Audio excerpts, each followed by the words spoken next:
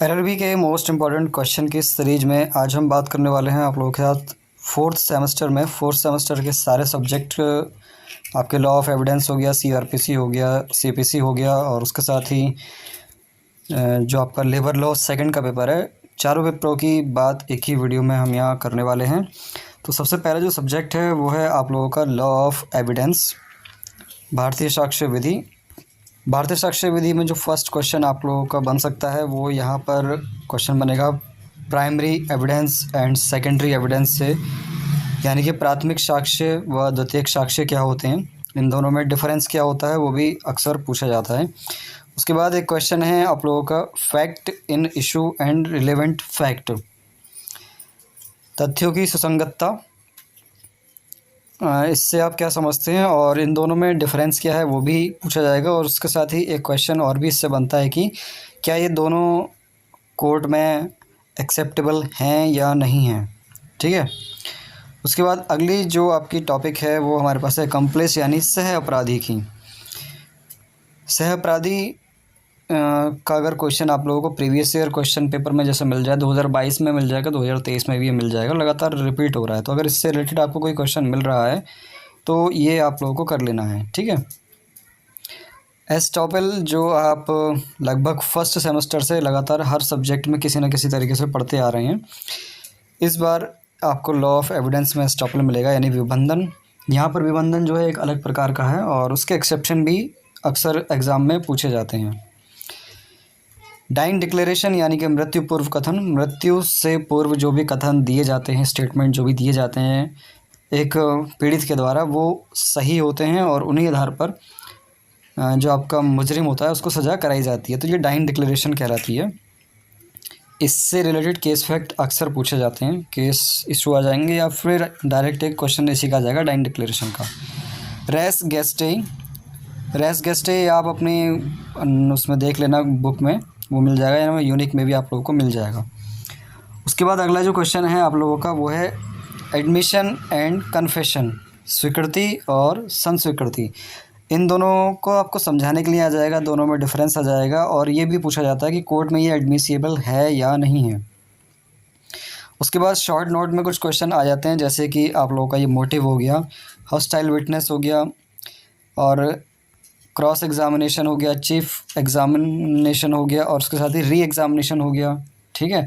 और एक्सपर्ट पर तो कभी कभी एक लॉन्ग क्वेश्चन भी यहाँ पर बन जाता है, तो अगर आपको एक्सपर्ट पर एक लॉन्ग क्वेश्चन मिल रहा है तो वो भी आप कर लेना। शॉर्ट नोट से मेरा मतलब ये नहीं है कि एक एक दो नंबर के क्वेश्चन आएंगे, वही जो आपके 9 और 10 नंबर के क्वेश्चन में आता है कि 2 टॉपिक पर लिखना होता है, तो वैसे ही करके पूछा जाएगा।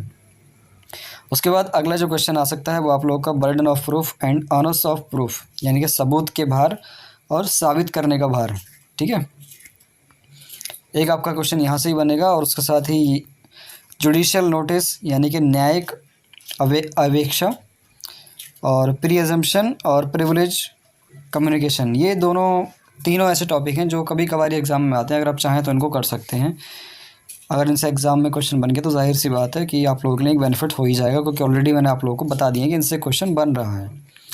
अगला जो सब्जेक्ट है वो आपका लॉ ऑफ क्राइम सेकंड यानी कि सीआरपीसी का। यहाँ पर जो वैसे तो काफ़ी अलग तरीके के क्वेश्चन दिए हुए हैं, लेकिन मैंने कुछ क्वेश्चन छाटे हैं जो रिपीट हो रहे हैं, ठीक है। 10 में से 5 क्वेश्चन हर बार ऐसे आते हैं जो रिपीट हो रहे हैं, तो वही 5 क्वेश्चन को मैंने यहाँ पर आप लोगों को डिस्कस कर रहा हूँ जो हर बार रिपीट हो रहे हैं। इस बार भी रिपीट होने के पूरे चांसेस हैं। जैसे कि पहला क्वेश्चन है आपका अरेस्ट विदाउट वारंट, बिना वारंट के गिरफ्तारी। उसके बाद एफआईआर क्या होती है, पुलिस के राइट क्या होंगे एफआईआर फिल होने के बाद, और पुलिस के ड्यूटीज़ क्या होंगी। Law relating to reference and revision,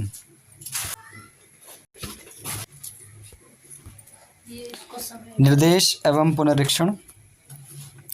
उसके बाद मेंटेनेंस अंडर सीआरपीसी, जब कोई मुजरिम जेल में चला जाता है तो उसके परिवार को कुछ मेंटेनेंस दिया जाता है।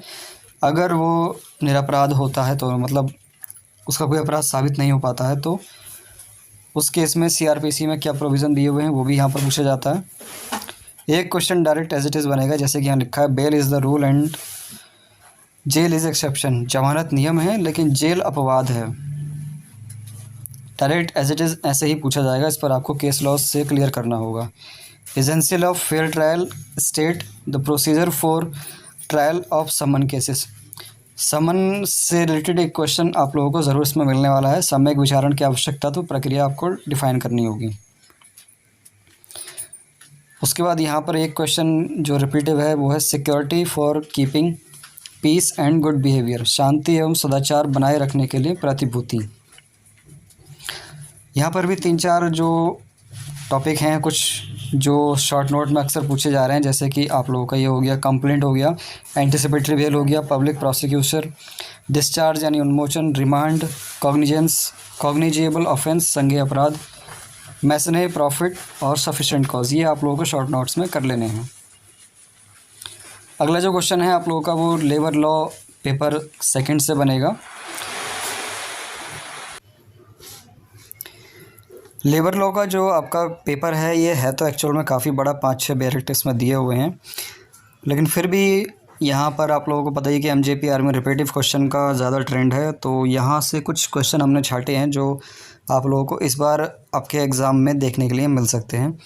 जैसे कि पेमेंट ऑफ बोनस एक्ट 1965 में से आप लोगों को 2-3 चीज़ें कर लेनी है कि स्कोप एंड एप्लीकेबिलिटी यानी विस्तार एवं प्रयोज्यताएँ, मिनिमम एंड मैक्सिमम बोनस प्रावधान क्या दिए हुए हैं पेमेंट ऑफ बोनस एक्ट 1965 में, और बोनस कौन प्राप्त कर सकता है, उसकी अयोग्यताएँ क्या हैं यानी डिस्क्वालिफिकेशंस क्या हैं। अगला जो क्वेश्चन आपका हो सकता है वो है वर्कमैन कंपनसेशन एक्ट 1923 से 2009 का जो अमेंडमेंट हुआ है वो भी यहाँ पर पूछा जा सकता है। पावर ऑफ कमिश्नर यानी कि आयुक्त की क्या पावर होती हैं, लायबिलिटी ऑफ एम्प्लॉयर नियोजक के दायित्व क्या होते हैं, दुर्घटना में कंपनसेशन की क्या प्रोविज़न दिए हुए हैं आपके वर्कमैन कंपनसेशन एक्ट में, वो यहाँ पर पूछे जाएंगे, और डिपेंडेंट कर भी पूछा जाएगा। ठीक है। उसके बाद नियोजक के दायित्व क्या होते हैं प्रतिकर के लिए, कंपनसेशन देने के लिए जो एम्प्लॉयर होता है उसके क्या रिस्पॉन्सिबिलिटीज़ होती हैं, क्या लायबिलिटीज़ होती हैं, वो यहाँ पर पूछी जाती हैं। उसके बाद फैक्ट्री एक्ट 1948 में से कुछ शॉर्ट नोट बनते हैं अक्सर, जैसे वर्कर, ऑक्यूपायर यानी अधिष्ठा, पावर ऑफ इंस्पेक्टर सेक्शन 9 से पूछा जाएगा। और एक क्वेश्चन यहाँ से भी रिपीट हो रहा है वो है हेल्थ सेफ्टी वेलफेयर मेजर क्या दिए हुए हैं फैक्ट्री एक्ट 1948 में। उसके बाद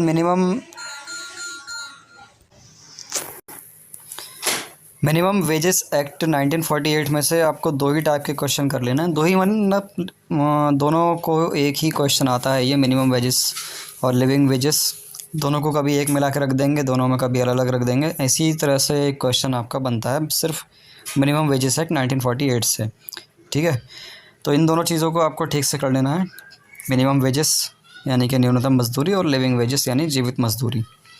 जीवित मजदूरी से मतलब रहने के लिए कितनी मजदूरी ज़रूरत होती है, उस हिसाब से क्या दिया जाता है एक मज़दूर को, वहाँ वो पूछी गई है। ठीक है।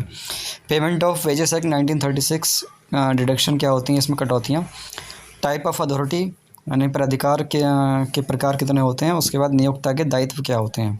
ठीक है, ये 3-4 क्वेश्चन हैं जो इसी टाइप से मतलब पूछे भी जाएंगे, तो इनको आप कर लेना। हर क्वेश्चन में आपको केस अपने आप ही लिख लेने हैं, केस स्टडीज़ अपने आप को खुद ही से कर लेनी है। ESI 1948 में कुछ चीज़ें हैं जो पूछी जा रही हैं, जैसे ESI 1948 में प्रोविज़न क्या होंगे मेडिकल बेनिफिट के। ठीक है, उसके साथ ही सोशल सिक्योरिटी लेजिस्लेशन पूछ लेंगे कि ESI 1948 में सोशल सिक्योरिटी लेजिस्लेशन। फिर उसके बाद पावर एंड जुरिसडिक्शन क्या है ESI की, और उसके बाद कॉन्स्टिट्यूशन एंड फंक्शन क्या है ESI 1948 के। ESI जो है इंश्योरेंस से रिलेटेड ये एक्ट है आपका 1948 का। ठीक है, तो ये सब चीज़ें हैं जो आप लोगों को अपने 4th सेम में कर लेनी है। ज़्यादा लॉन्ग वीडियो मैंने बनाने की सोची नहीं है, अलग वीडियो बना के थोड़ा डिटेल से बताए थे, लेकिन टाइम की वेस्टेज हो रही थी थोड़ा, मेरे पास भी टाइम शॉर्ट है, इसलिए एक ही वीडियो में हमने निपटाने की कोशिश की है, लेकिन अच्छे से हमने पूरी तैयारी करके ही आप लोगों को ये बताएँ हैं। एग्ज़ाम में 101% आपको इससे टॉपिक मिल जाएंगे। ठीक है, चलिए फिर मिलते हैं नेक्स्ट किसी इन्फॉर्मेटिव वीडियो में।